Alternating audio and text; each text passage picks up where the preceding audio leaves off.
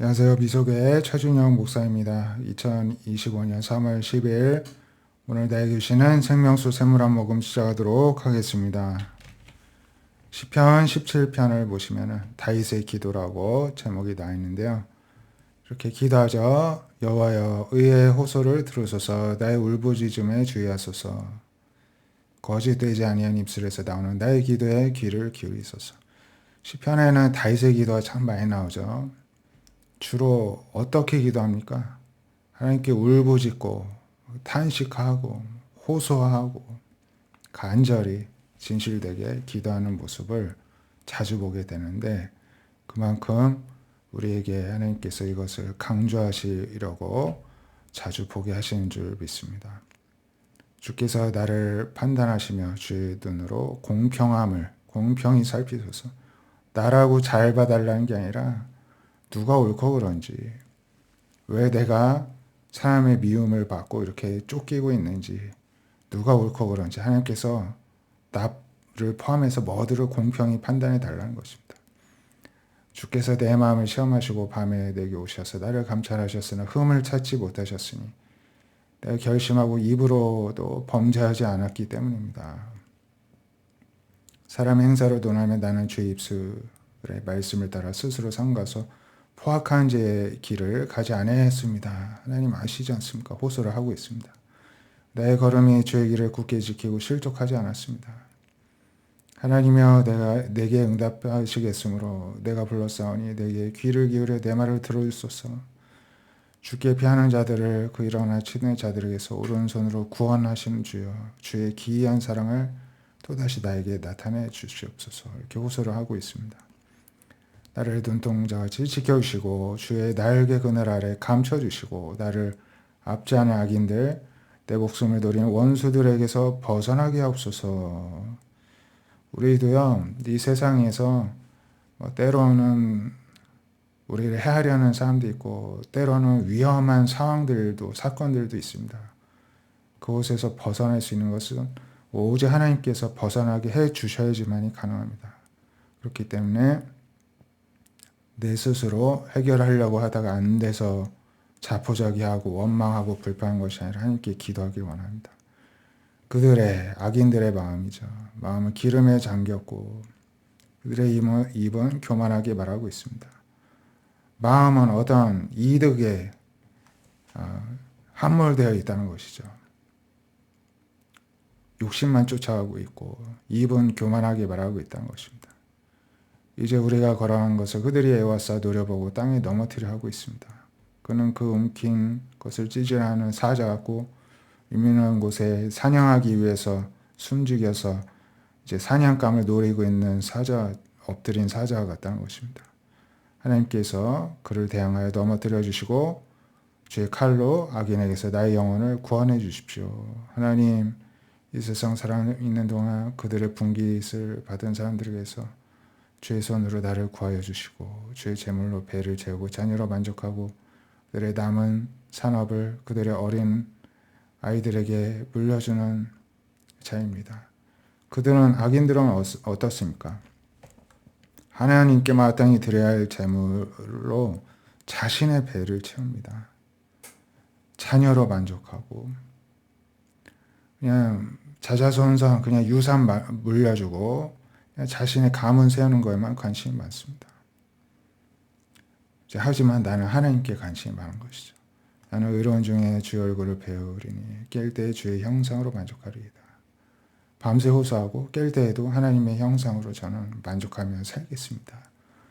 이러한 기도가 우리의 기도가 되길 원합니다. 역대상 21장에 사탄이 일어나 이스라엘을 대적하고 다윗을 충동하여서 이스라엘을 계수하게 하니라. 사탄이요 이스라엘을 넘어뜨리기 위해서 다윗 왕을 충동하여서 이스라엘을 계수하게 합니다. 내 힘이 얼마나 되는지, 내 백성이, 내 군사가 얼마나 되는지, 나의 힘을 헤아려 보게 만드는 것이 바로 죄고 사탄이 이것을 부추겼다는 것입니다. 다윗이 요압과 군대 장관 요압과 지도자들에게 너희는 가서 브엘사바에서부터 단까지, 브엘사바 남쪽에서 단은 북쪽까지 전국을 다니면서 이스라엘을 계수하고 돌아와서 내게 보고하고 그 숫자를 알게 하라 합니다. 요압이 말하기를 여호와께서 그 백성을 지금보다 100배나 더하시기를 원합니다. 근데 왕이여, 백성이 다 주의 종이지 않습니까? 주께서 어찌하여 이러한 명령을 하셔서 범죄하게 하십니까? 요압도 하나님께 이러한 것이 죄가 된다고 믿었던 것입니다. 하지만 왕의 명령이 요압을 재촉하여서 요압을 떠나게 만들었습니다. 두루 다닌 후 돌아와서 백성의 수요를 보고합니다. 백성 중에 칼을 뺄 만한 자가 110만 명이요. 유다 중에서 칼을 뺄 만한 자가 47만 명입니다. 엄청난 이런 군사가 있다는 것입니다. 요압이 왕의 명령을 마땅치 않게 여겨 레위와 베냐민 사람은 계수하지 않았다는 것입니다. 근데 하나님께서 이 다윗 왕의 일을 악하게 여기시고 이스라엘을 치십니다. 그래서 다윗이 하나님께 나아가서 제가 큰 죄를 범했습니다. 종의 죄를 용서해 주시옵소서. 제가 심히 미련하게 행하였습니다. 하나님은 선견자 갓을 통해 말씀하십니다. 갓을 다윗에게 말씀하시고 세 가지를 내어놓으리니 그 중에 하나를 너가 택하라. 그것을 너에게 행할 것이다. 하게 하셨습니다. 그래서 갓이 다윗에게 전하면서 첫 번째 1번 3년 기근을 당하든지 2번 너가 3개월을 적군에게 피하여 적군의 칼에 쫓겨 도망다니든지 3번 전염병이 사흘 동안 이 땅에 유행하여 여호와의 천사가 온 지경을 멸할 일이든지 하라. 이 세 가지 지문 중에 너는 무엇을 몇 번을 택하겠는지 대답해라. 그랬더니 다윗이 내가 공병에 빠졌습니다. 여호와께서 긍휼이 심히 크신데 내가 그의 손에 빠지고 사람의 손에 빠지지 않기를 원하나이다. 이게 무슨 말입니까? 3년 기근에 이제 하나님의 손 안에서 3년 기근을 겪거나 또는 사람의 손에 내가 석 달 동안 추격당하거나 하는 것은 원하지 않다는 것입니다. 그러면서 이스라엘 백성에게 3일 동안 전염병 내린 거를 이제 선택을 합니다. 참 가슴이 아프겠죠. 백성들이 많구나 하고 좋아했는데 하나님께서 전염병으로 그 백성을 치신다는 것입니다. 백성 중에 7만 명이 죽었습니다. 다윗의 잘못된 결정으로 죄악으로 말미암아 무고한 백성의 목숨 7만 명이 그 목숨을 잃게 되었던 것입니다. 희생자가 생긴 것이죠. 그래서 우리는 지위가 높으면 높을수록 하나님 앞에 더 경건해야 되는 이유는 까딱 잘못하면 나의 죄로 끝난 것이 아니라 나의 영향을 받고 있는 사람들에게 그 죄의 대가가 임하기 때문에 그런 것입니다. 그래서 하나님의 예루살렘 멸하를 천사를 보내셔서 천사가 멸하를 때 하나님께서 또 마음이 안 좋으셨던 것 같습니다. 재앙 내림을 뉘우치사 족하다 이제는 너의 손을 거두라 천사에게 명령하십니다. 그때 여호와의 천사가 여붓사람 오르난의 타작마당 곁에 섰습니다. 다윗이 눈으로 보니까는 천사가 천지사에 섰고 칼을 베어 손에 들고 예루살렘의 하늘을 향하여 펴고 있는 것을 보았습니다. 그래서 다윗이 장로들과 더불어 굵은 배를 입고 얼굴을 땅에 대고 엎드려서 하나님께 아뢰되 명령하여 백성을 계수하게 한 자가 내가 아니니까 범죄하고 악한 자는 곧 나입니다. 이 양떼는 무엇을 행하였습니까? 무고하게 이들은 나 때문에 지금 희생당한 것입니다. 내 하나님 여호와여 주의 손으로 나와 내 아버지 이 집을 치시고 주의 백성에게는 더 이상 재앙을 내리지 마소서 이렇게 간구하였습니다.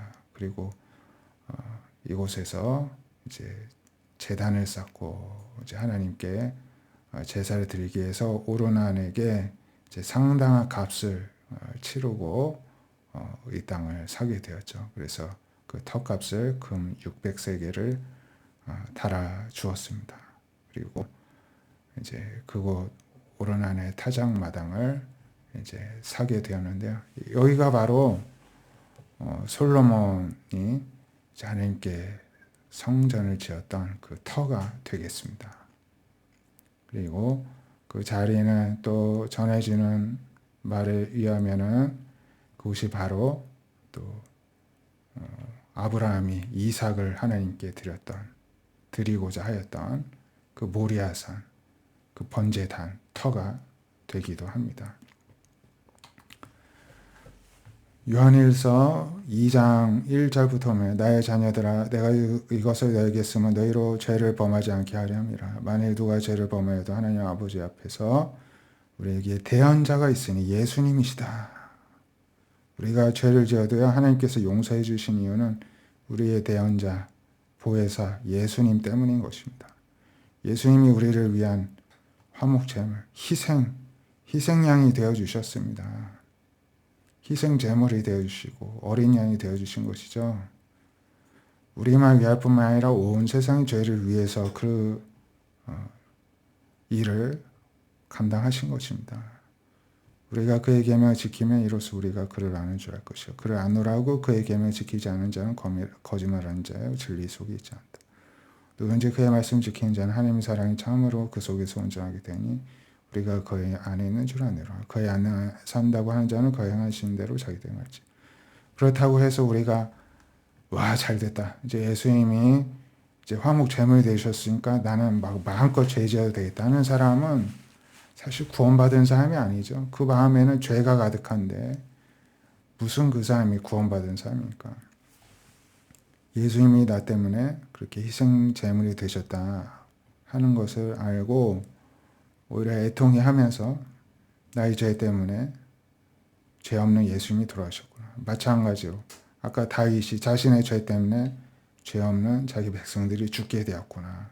애통해 하듯이 그러한 심정이 되어야 할 것이고요. 그러한 마음에 있는 자가 또 예수님의 말씀을 행하려고 애쓰는 사람이고 그 사람이 진정 마음속에 하나님의 사랑이 있는 사람이라고 할 수가 있겠습니다. 우리가 그러한 심정으로 이 사순절 기간을 애통해하면서 또 늘 회개에 힘쓰고 우리가 하나님의 뜻대로 살지 못한 것을 가슴 아파하면서 또 하나님의 말씀에 순종하는 자가 되게 해달라고 간구하는 이 기간 되기를 바랍니다. 기도하겠습니다. 하나님, 우리의 죄 때문에 아무 이유 없이 예수님께서 화목제물이 되어 주셨습니다. 이제는 죄를 위해 우리가 살지 않게 해주시고 주님의 사랑에 감사하는 마음으로 아버지의 영광을 위해 말씀에 순종하여 사는 삶이 되기를 소망합니다. 저희들이 죄를 지으면 나만 화를 당한 것이 아니라 나의 사랑하는 누군가가 또 화를 당하게 됩니다.